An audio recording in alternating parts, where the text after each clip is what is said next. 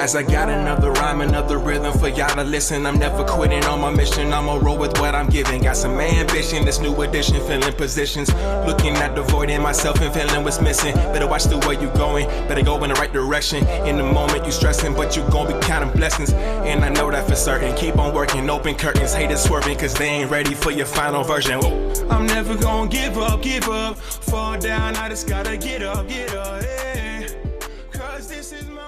You're listening to the Tom Ficklin Show on WNHH LP 103.5 FM, your home for community radio.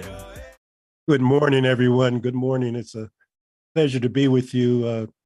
We've been broadcasting since 2015, and it's a pleasure to kind of have to be part of the vision of Paul Bass and his crew, WNHH 103.5, since 2015. As many of you might know, the New Haven Independent has been around prior to that, 10 to 15 years, I believe, maybe even 18. And Paul's vision in terms of what community news means has just been so refreshing to me. And I've been, as I mentioned, blessed to broadcast on now Mondays and Fridays at 11 o'clock. And today's show is, all of my shows are exciting. All of my babies, I'm sure all of my guests have heard that all your children or your family, friends are number one in your mind. But because we are in the richest planet ever in the history of humankind, and to still be talking about food insecurity is somewhat of a tragedy, not even somewhat, but a distinct tragedy. But also we got to be optimistic as well. We can solve this problem. So we're going to talk about food insecurity here in New Haven, but because of our listeners on WNHH 103.5 and on the Tom Ficklin Show are really throughout the world, whether we're in Uganda or whether we're in Sudan or whether we're in Ukraine at the moment, or you name the location, there's this food issue, and food insecurity is certainly profound. And we may not have all the solutions today. My guest, Yamira Ramirez and Pastor Philip Boone and Kimberly Hart, we may not be able to solve all the problems, but I think we'll be able to kind of share some insights and tactical strategies for how, not only here in New Haven, but literally from throughout the globe, we can kind of tackle this issue of social, economic, political determinants of our psychic and social health. So guests, good morning. Yamira, how are you doing? Let me hear a sound check from you. Hi, good morning, everyone. Good morning. Pastor Philip Boone, how are you doing?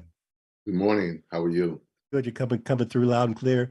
And Kimberly Hart. Kimberly, this is not your first rodeo on the show. It's not, and because I remembered, I wasn't sure if you would, but yes, this is not my first rodeo, and it's a pleasure to be here.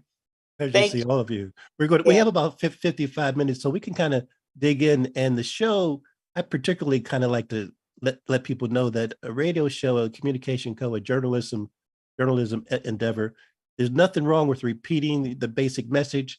There's nothing wrong with elaborating on what's on your heart, mind, and soul, because this is a time for communion. I like to think the show is a time for communion. So let's begin. And Pastor Boone, I'm not trying to say that I'm going to take up your occupation on Sunday. So we aren't going to break any bread or anything, but just in terms of the communion of the minds. Let's talk about everyone, your experience with dealing with food insecurity in New Haven. And as I say, you might paint a dismal picture, you might paint a optimistic picture, you might paint a challenging picture, but whatever your perceptions and actually your life experience in this topic would be helpful for our listeners and viewers to share about your experience in dealing with food insecurity in New Haven, and what is it like for folks that really access food in New Haven? So should we go with Pastor Boone? Should we go with ladies first, or the male dominance? Ladies first. All right. Yamira, would you like to kind of kick us off in that regard? Yes, thank you, Tom, and good morning again to everyone and all of the listeners. I appreciate this opportunity to be able to speak on this topic.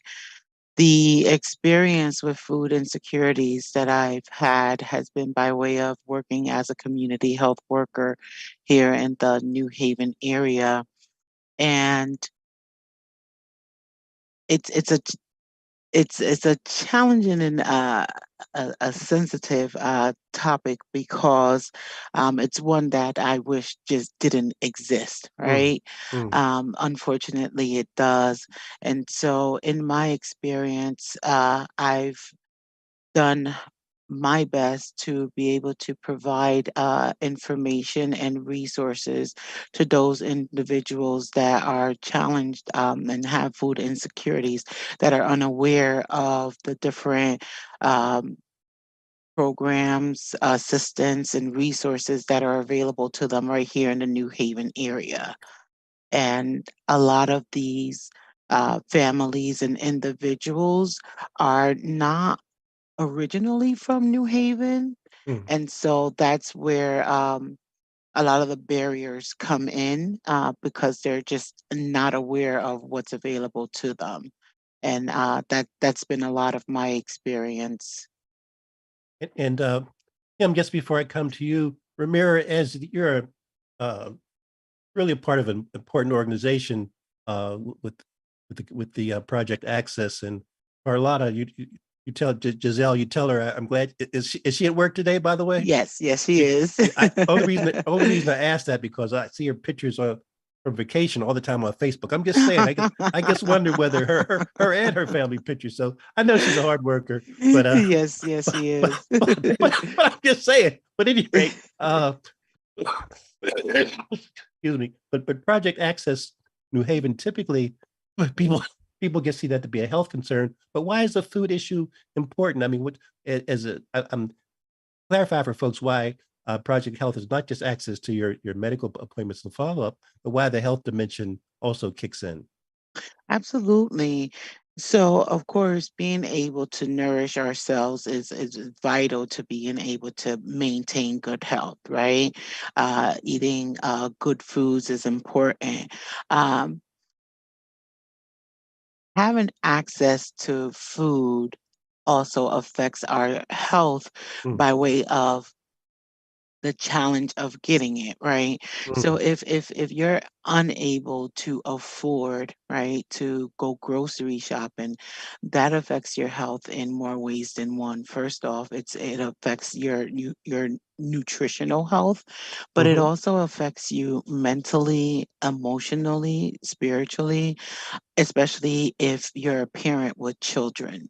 mm, And so your whole being is affected by uh, not being able to financially afford is one effect that it is having to your health, and then not being able to nourish yourself well is the mm. other effect that is having as well. Yes, yes, yes. Kim, let's go. Kimberly, Kimberly Hart Yeah. is on the line, and you can see her smiling face. And among the many things that you're involved with, you're the president of Witnesses to Hunger and the New Haven chapter, and also chair of the uh, Fan. yeah, Coordinated Food Assistance Network. So share with us a little bit, Kim, about your experience over the years, and whether it's been successful, whether it's been challenging, whether it's been traumatic, whether we're what can keep us optimistic. I'm just interested in your insights in this regard. Okay. Well, thank you for having us here, Tom. This is a pleasure to be here. Um, I I speak more as the person with lived experience, Mm, right? And so that's why we started Witnesses to Hunger, New Haven chapter, because we started in 2018 with 5 years old. And that's because we know that we are hungry, right? We witness hunger every day. Hence the name Witnesses to Hunger, right? mhm, But but it's not necessarily not having enough food in your pantry or in your freezer or what no, or your pantry, your refrigerator. Is about having healthy food mm, in our refrigerators and pantries and stuff, you know. And we all know that how expensive it is to eat healthy, right? mhm, And so what Witnesses main objective is to affect policy. We know in order to affect change, we have to affect policy. And so, we visit the Capitol and we let our lawmakers, policymakers know what is wrong with our system. I used to say that the system is broken, but I switched gears on that. I think that it is designed to work exactly the way it's working, which is a sad statement, but such a true statement, right? So by me being involved with Coordinated Food Access Network and being a tri-chair along with Steve Werlin and Alicia Santilli, it gives me insight as far as the food pantries, people who are providing the food for us, right? Because me being a member of the food pantry, a client of food pantries, it's really challenging. Yes. Right? Because you have to plan your day, and say a food pantry starts at, say, 3:00. I have to be there by 1:00, standing in line, no matter what the weather, standing in line so that I can get the good stuff. What do you mean by the good stuff, Kim? Well, glad you asked, because what I'm talking about is the milk, the cheese, the eggs, the protein, the meats and stuff. And so if Connecticut food share is challenged, so they're not giving out the way they used to, because donations are down or whatever. And so I know if they only have 10 whole chickens, I want to be in that top 10 so that I can get a whole chicken, which is really sad and too bad. Yeah. And we're going to throughout the remaining 45 or so minutes, the challenges and the tactics, we're going to kind of interweave those into our conversation with Pastor Boone. I was just curious also to kind of share some of your thoughts in this regard. Pastor Boone Philip Boone is from the Cathedral of Higher Praise, and who operates a food pantry at his church in Fairhaven, and he's been very much involved as well in the New Haven Coordinated Food Assistance Network. Pastor Boone, good morning. Good morning, and thank you so much, Tom, for having us, and thank you everyone for being here this morning. I appreciate you acknowledging the work that we're trying to do. I listened to everyone else, and I can only piggyback on some of the things that they said, but I just want to start with Kim when she said that she has to be there early in a food pantry line to get the good stuff, because in my pantry, we have limited good stuff. So first come, first serve. And I feel bad. I open at 9 every second and fourth Saturday of the month. And we open at 9, but there are people lining up at 7 o'clock, 8 o'clock in the morning. And they know that whatever we have, the good stuff they're going to get. So, so food pantries are limited.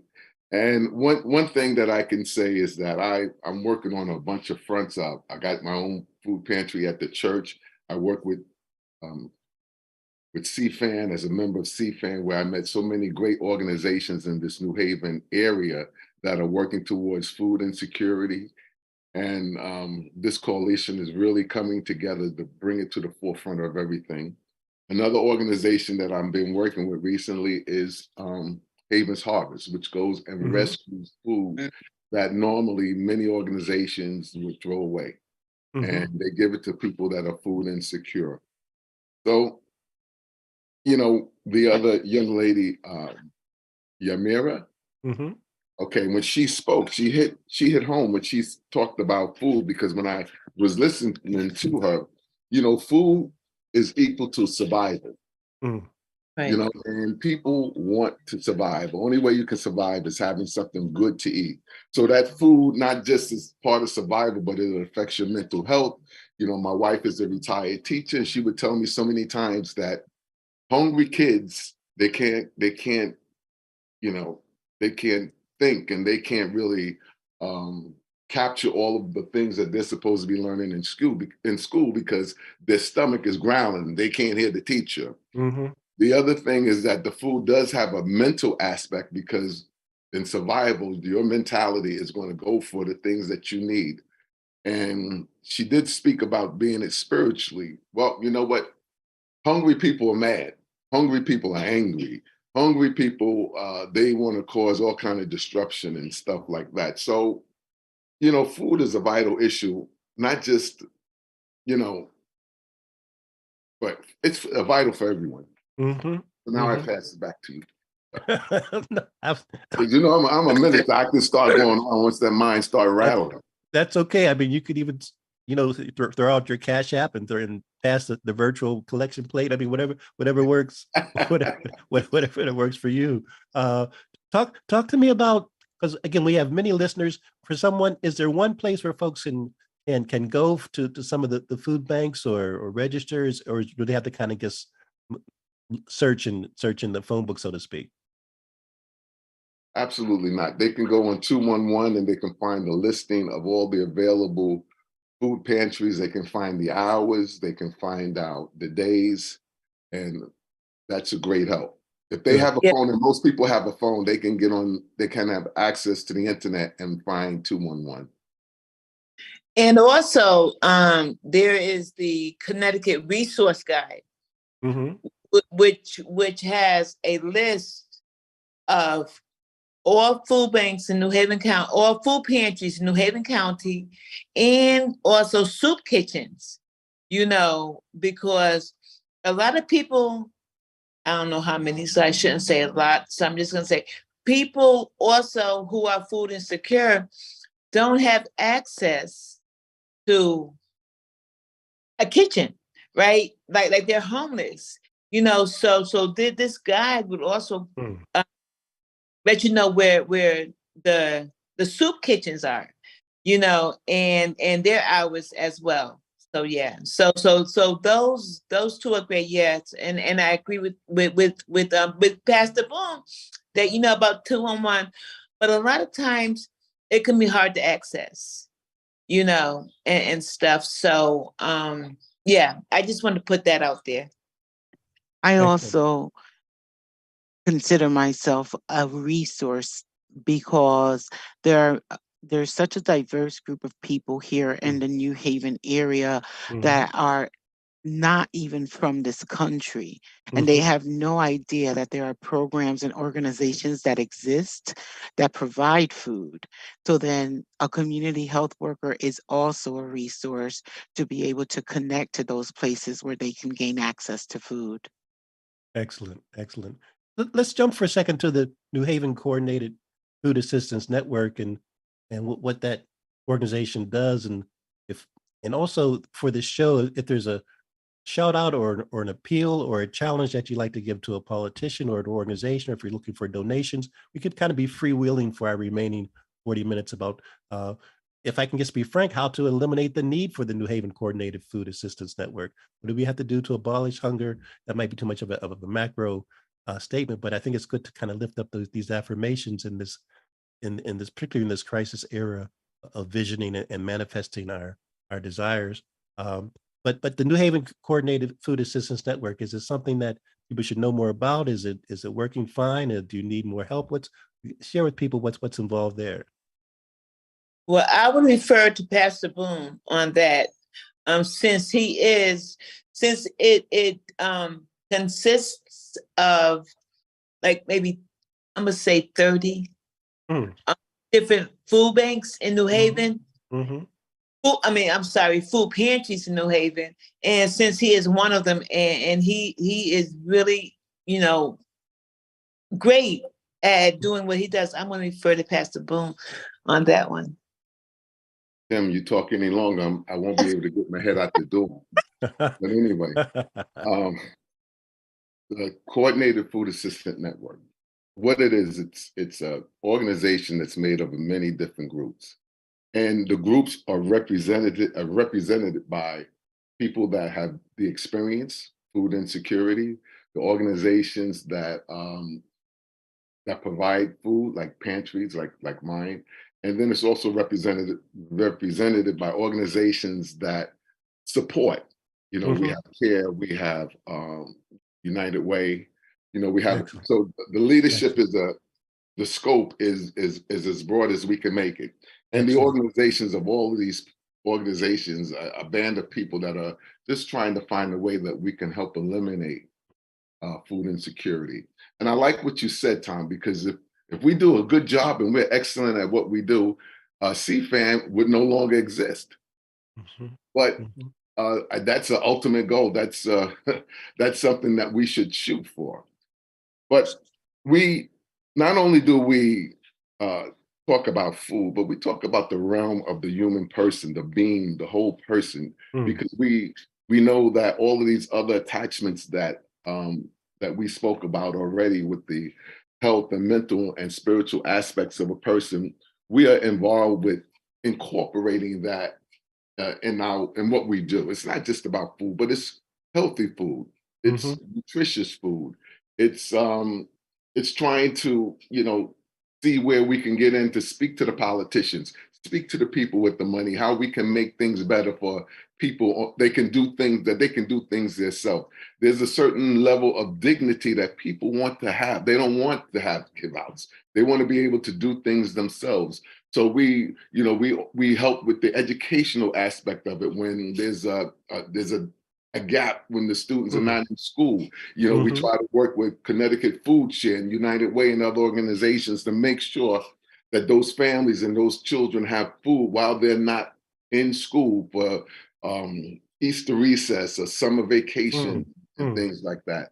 So CFAN is an organization that tries to be as well-rounded in this perspective of everyone, every culture, and every individual, their needs, whether it's mental, physical, spiritual, education-wise, housing, all of these things. We're just trying Oh, to just good. become a whole overall organization. Excellent. And actually, this is your mayor and Kim and Pastor Boone. Pastor Boone, I appreciate your painting the context of the holistic strategy. I share the show link with many people after the show. And so, particularly given this campaign for mayor, I'll send this particular show link to Mayor Elicker, and as you know, there's several people running also for the Democratic Party nomination. You have Tom Goldenberg and Rafik Abu Bassour and Leanne Brennan. So I'll send this link to all of them. But what do you want to say to them, the current mayor and whoever the mayor might be in November? Because Kim mentioned in terms of Witness for Hunger, going up to Hartford and other places, and understanding the policymakers are so key. What would you like to say to them in terms of their agenda and their reason for running for mayor or their reason for running reelected?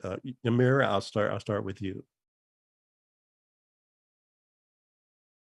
Well, I would like to say that a continual acknowledgement of the food insecurities here in the New Haven area is quite necessary. And what I mean by that is being able to be more present, to make it known to the community here in New Haven that you are aware that this exists, right? And to do something about it. We were speaking about the what's available to the community, right? However, their lack of being able to acquire that information.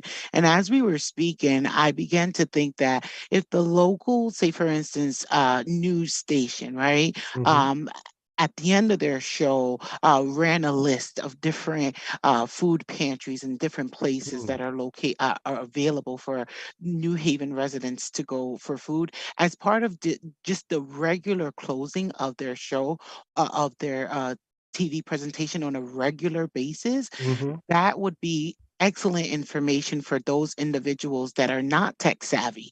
They can turn on channel 8 and watch TV. And so at the end of channel 8, if there was a list of different locations where they could get food, that would be excellent for the community.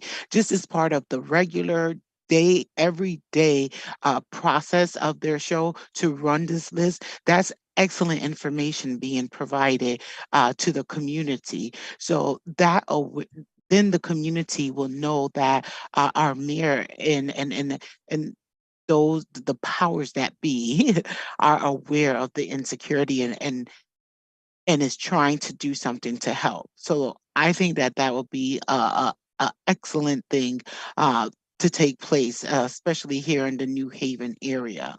And so doing whatever else can be done to make your awareness known will be great for the community, is what I'd like to say to the mayor.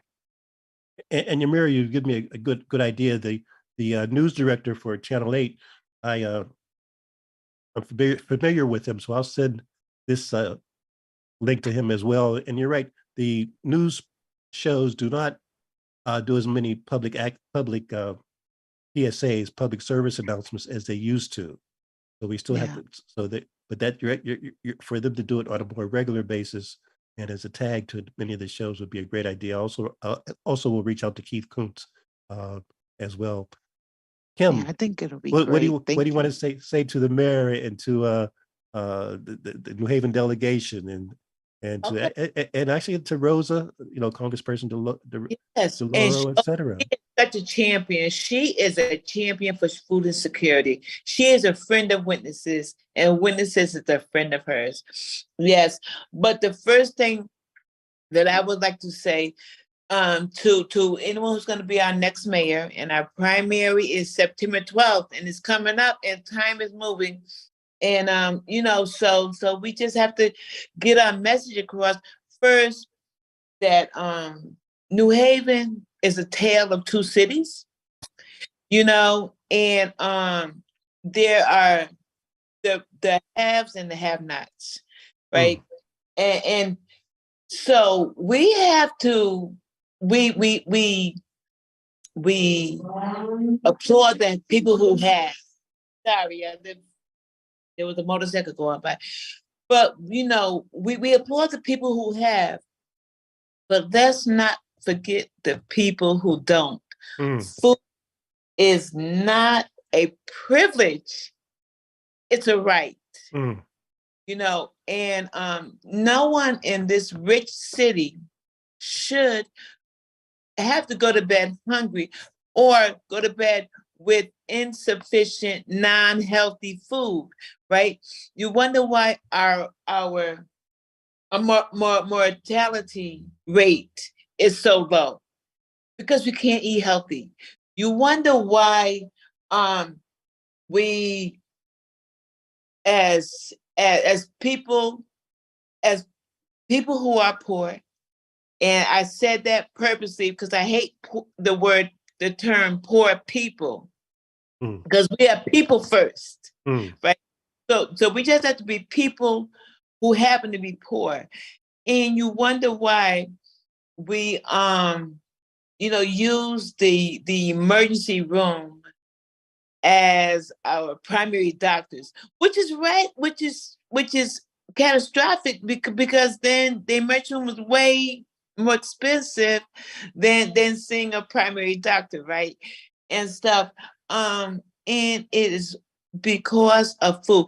I would just like to say one more point, and I don't know whose responsibility this is, and it just dropped in my spirit. So I don't know, and I should have researched it, but also we should implement a prescription program that we're and I'm sure food advocates have heard this many times before, and I believe they do it in Massachusetts, a prescription program where a doctor, if I have diabetes, if I'm diabetic, or if I have high blood pressure, cholesterol, and we know that diet is going to check, can eventually get me off of the lisinopril that I'm on. Right now, we should implement a prescription program where a licensed doctor can write to a prescription, so you can go to the to the farmer's market, to Stop and Shop, or wherever you shop, and present this prescription, so to speak, and get fresh fruits, fresh vegetables, and I think that should be number two. I know that education is a hot topic, for the candidates this term here, and so let's try to implement home economics back into our school system. I mean, home economics saved my life when I was in school, which was, I'm not even gonna tell you how many years ago, but yeah, it was a lot of years ago. But home economics saved me from not knowing everyday life skills. Yes. So I'm gonna stop. I can go. I'm not a pastor like my friend Pastor Boone, but I can go. I'm not, because I am very passionate about this. Yes. And because I live it daily. Okay, I'm gonna stop right there. All right, thank you. You made a tremendous suggestion about the media, and I'm going to follow up with the director, Deuce Channel 8. Kim, very excellent suggestion. I'll follow up with some of the medical people and the American Medical Association, the Connecticut Medical Association, and others to see if we can kind of manifest in the reality the food prescription tactic. Pastor Boone, this is good from a brainstorming standpoint. Share what kind of comes to your mind. Well, I just want to say to Kim, you might have some pastoral tendencies, because you started off where I was going to start off at, that, that New Haven has become a tale of two cities, where you have the haves and the have-nots. And first of all, I'm not from New Haven. I'm from New York. We won't hold that against you, Pastor Boone. Well, thank you, because I have lived experience. But what I would like to say is that I can see that the economic policies of the past have come to fruition, and these big buildings are coming up in the city of New Haven. But in what they have done, they have alienated the people on the ground. They have alienated communities, and those are the communities that make those entities like Yale and Yale Hospital go, because it's like those communities are the people that are doing the groundwork, the dirty work, and helping those hospitals and those universities and everything succeed. But you have alienated them to the point that they can't pay for their food. They have very little medical benefits themselves. They have no pension. They have nothing. So if somebody works for you for 20, 30 years, and then they get out and they're getting $1,500 a month, and then the rent's now going up so high that they can't even afford it, you're going to create another level of poverty in the future. The other thing is that because of this alienation, kids, they have no outlook. They have no dream. They have nothing to look forward to. So, the educational system is failing. The public policy on crime is failing. Your safety and it's failing. And I suggest that the Mayor Elica, have a sit down with organizations like CFAN. And you don't need the paparazzi. Have a meeting with these people. Have a meeting with an organization like Haven's Harvest that is trying to put a hub over in the Fairhaven area, where where there's a central location where food can come in, food can go out, medical directives to medical facilities can be there. People can learn how to cook. You can do composting, which is saving the environment. And there's so many things that are going on, but take some of that money from whatever they got from the government a few years ago. Take a couple of $1 million of that and invest it in this hub that they're trying to have. Invest it in the communities. The kids, they have nothing to do. They hang out on the street. When I was growing up, You went to the night center. You went to after school center. You went to all of these programs. You know, I love the fact that they have the Q house, but that's one location. Every community needs to have something or some place for their kids to go to. People are very territorial. So maybe people from the Hill can't go into the Q house because it's in another place, or people from Fairhaven can't go in the Q house because it's another location. You know, so if you're going to be a mayor for the people, then you have to look at the whole overall scope of everything that's going on. And the only way you're going to know is by speaking to them. Indeed. And Yamira, just before I come to you, Pastor Boone, you guys are giving me a homework assignment, so I'm going to reach out to the News Channel 8 director. Also, Kim, the alderperson Eli Sabin is head of the education committee, so I'm going to suggest to him that he have a workshop on the, incorporating home economics. And Pastor Boone, I'll certainly send this link, also show link to not only Mayor Elicker, but to the contenders as well, inviting them to kind of come to one of the CFAN meetings. But Yamira, any thoughts of what you've heard thus far from a solution standpoint? And I'll come back to you because I see your brain cells are ticking away, and I love that.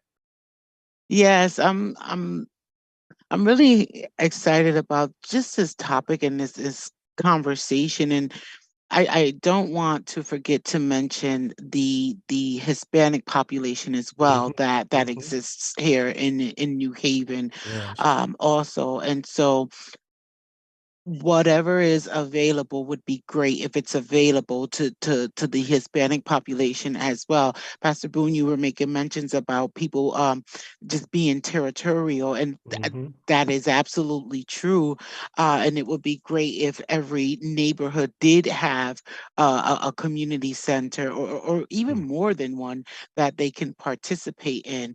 And I also agree that unfortunately a lot of the youth don't have good things and good community centers that they can be involved in and go to for extracurricular activities, which is putting them more and more at risk of doing things that are not productive or good for them or in their future.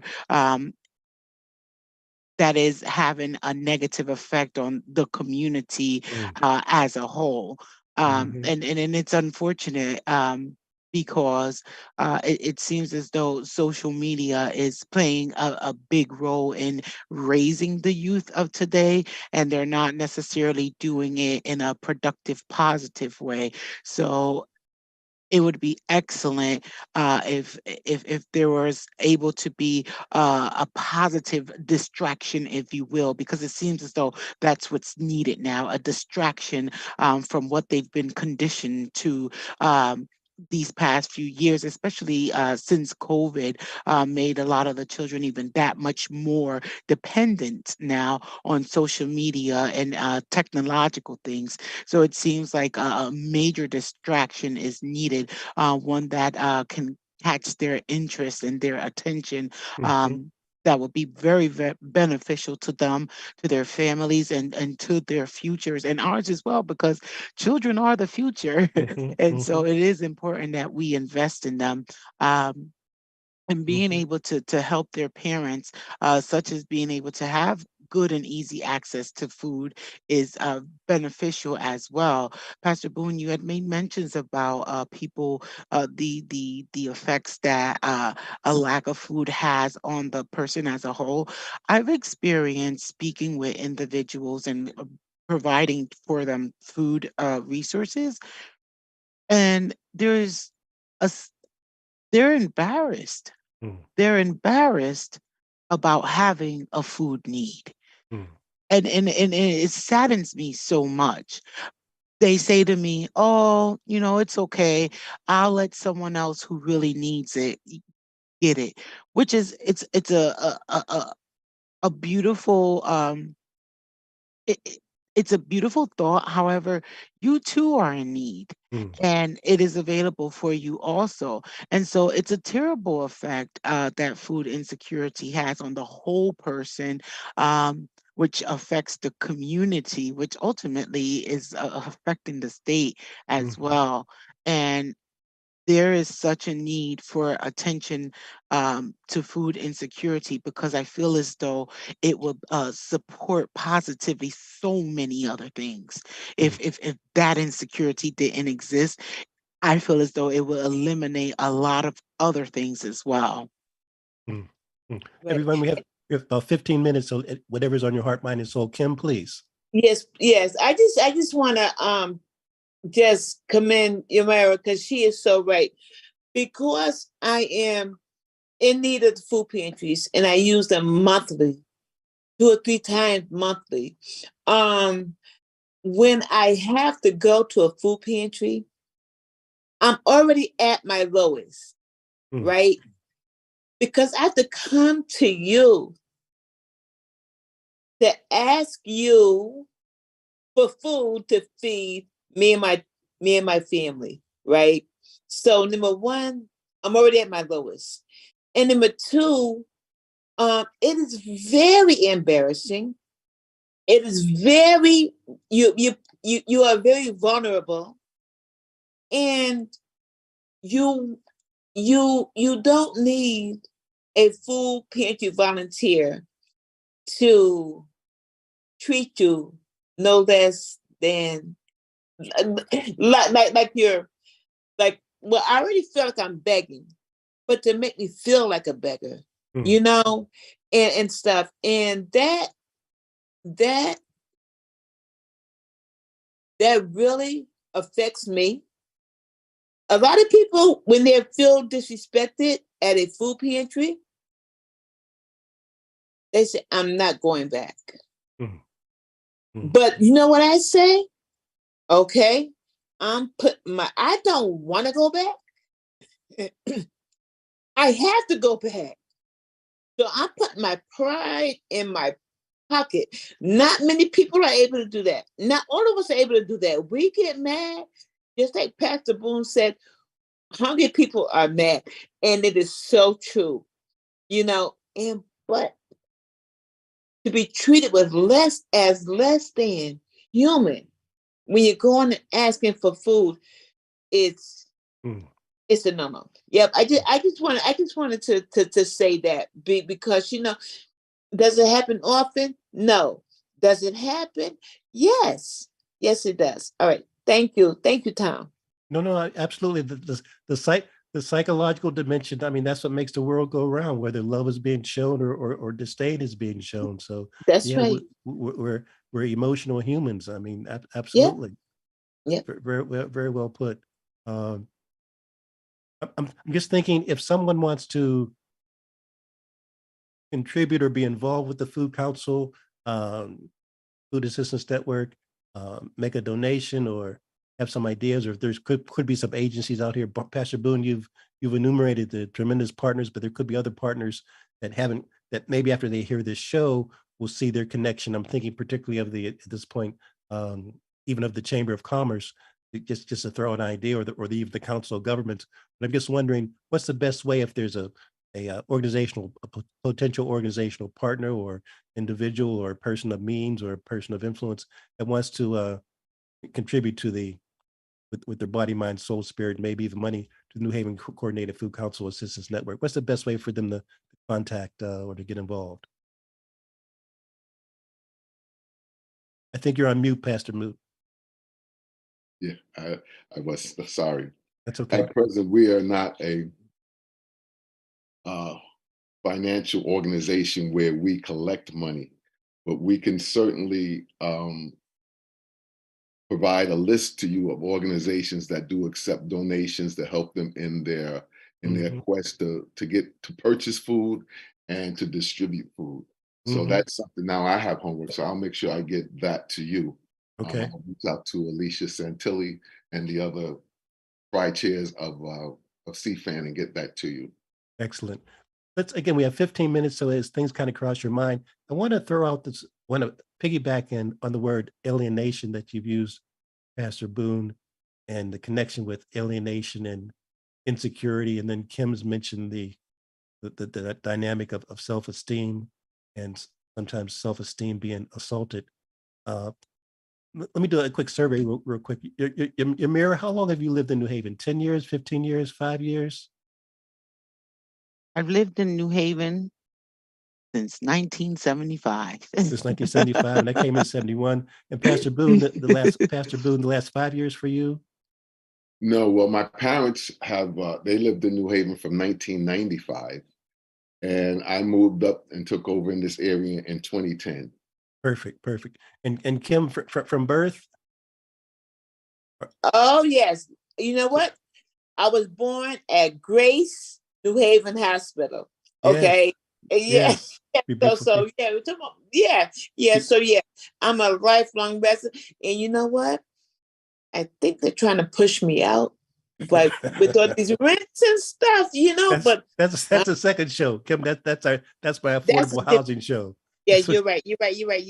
All right. But no, it definitely relates. The reason I asked about the longevity, and I came in 71, we hear this term, the tale of two cities, and Connecticut in particular being two cities, and the haves and the haves not here in New Haven. I guess wonder, given your perspective, whether it's gotten worse, whether that reality is overwhelming. I don't want to share my particular point on this. I'm the host, and although I do have the mic, but it can be and let me say as a footnote, as you might know, I became alder of Ward 28 this past July. So the political dimension of everything now is also on my mind. But I would like to hear your thoughts about whether, and many of the candidates that are running against Mayor Elicker are talking about that we're this deep divide of alienation, this deep divide of poverty, discrimination of the haves and the haves not. And I'm just curious, and Mayor Elicker, in my mind, is doing it, and his team is also trying to uplift all people. But I'm just curious, given your experience off the record, well, on the record actually, do you see, how are we trending in New Haven? Because my wife, as I conclude, goes to the Village People on Tuesday in Dixwell, and she's at the substation, and she's mentioned just seeing the increase of folks coming in to the pantry dramatically. And I was talking to Norman, who I forget what food pantry he goes to, he works at, and he's mentioned since the last 9 months of the significant increase of folks. So I'm just curious about your perspective on, and again, it's a philosophical kind of comment. We might not be able to change the direction of this, but I'm just interested, given your experience in New Haven and in the Northeast, how do you see the state? Ramiro, I'll start with you. How do you see the state of New Haven in this regard? Yes, I believe it's definitely has gotten worse. And it's unfortunate. There are a lot of things that, of course, have affected that, such as the rise of the cost of food has been a major effect that has impacted all of us, myself included. And the reason I say worse is because I remember when I was younger, there being a food insecurity in my home. I remember my mom actually going to CCA, the Christian Community Action, and get for their food pantry, and I remember that being something that was normal in our household. I also remember that there weren't many of my friends whose family had to go to like a CCA for food. There weren't many of them. Um, and so I was like one of very few. That's not the case today. Today, many families have food insecurities. Many families, and I'm sure that there's also been an increase in the food pantries because of that need, which is great for the community. Yet it seems as though the need is larger than the supply, unfortunately, and then the need is almost even more than the awareness of the resources that are available. And of course, as a community health worker, that's where my passion is, to inform, to give the resources to those that aren't aware, because it's such a large population of people, again, that are not from this country, that are here suffering with food insecurities, and it's so unfortunate. And so there are resources out there that exist. However, the information that the people that are in need, it's not getting to them as quickly, as much, or as possible. And I feel as though that is making things that's also part of what has made things worse throughout these years. mm, mm, mm. Yeah, but I'm going to continue to do my part serving my beautiful city. Excellent. Eh, Uh, we have about three minutes. Kim, you're on mute. I want you to unmute yourself, and then Pastor Boone, I want to give you the last word, Pastor Boone. But Kim, any thoughts in that regard from a historical standpoint, or how we're trending? Yes. Very quickly, I remember too, growing up in the 70s, when we would go to different places and get peanut butter and cheese, USDA cheese and stuff. We had to go stand in line to get that. When my parents, when I was growing up with my parents, and because I was such a big girl, I looked like an adult. My mother would make me stand in line too. And I was but you know what? My mom says, if you're gonna be embarrassed with a full stomach, and stuff. So, but yes, the situation is getting worse. COVID exasperated a lot out of our community. And I think that a lot of people should be more aware of the need for food, because people are going to food pantries who've never gone before. So I'm gonna go on mute. Thanks. All right, thanks, Pastor Boone. I want to give you the last word, and everyone, you give me my homework assignment. I'm going to reach out to the mayor, the other candidates, News Channel 8, the head of the automatic education committee, because you guys are giving me my homework, and it's a blessed assignment. Pastor Boone. Okay, well, first, another assignment, let the mayor know I'm not bashing him. He inherited a lot of things, and I realize it's an awesome job that he has to do. Yes. Getting back to the task of what we were talking about, inflation has gone up, so your money is not going as far as it used to go. There's a rise in costs of sustaining housing and clothing and everything, so people's money is not going as far as it used to go.